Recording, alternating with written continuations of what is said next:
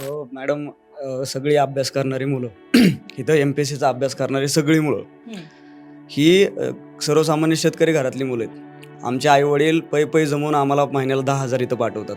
हं, त्यात आम्ही आमची योग्यता सिद्ध केली आहे. आम्ही मुख्य परीक्षा, पूर्व परीक्षा पास करून आम्ही आमची योग्यता सिद्ध केली आहे. सगळ्या गोष्टी केल्यानंतर सगळ्या गोष्टींचा उद्रेक शुक्रवारी होतो. शुक्रवारी आम्ही सगळेजण रस्त्यावर येतो. शांततेच्या मार्गाने रस्त्यावर येतो.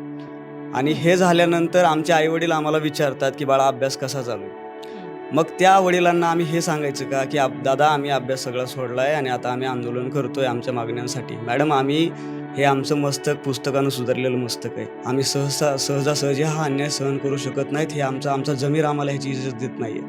त्यामुळं आम्ही रस्त्यावर उतरतोय." मला माननीय मुख्यमंत्री साहेबांना फक्त माझी एक अर्थ हाक आहे. तुम्ही राज्याचे मुख्यमंत्री आहेत, राज्याचे पालनकर्ते आहेत आणि आम्ही तुमचे पाल्य आहेत. आम्हाला काही गरज नाहीये, की ह्या गोष्टींमध्ये पडणं, हे राजकारण करणं. आम्हाला नकोय हे. आम्हाला प्रशासनात जायचंय. आम्ही ज्या गरीब कुटुंबातून आलोत ना, ते कुटुंब सुधारायचेत आम्हाला. त्या भुकेलेल्या लोकांच्या तोंडात घास घालायचा आहे.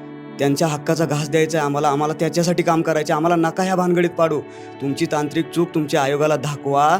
त्या आयोगाच्या अध्यक्षांना, सचिवांना सविस्तर ह्या गोष्टींचं हे करा आणि यातनं आम्हाला मार्ग काढून मोकळं करा आणि किमान 45 दिवस मानसिक शांततेत आम्हाला अभ्यासाला द्या. एवढीच आमची मागणी आहे.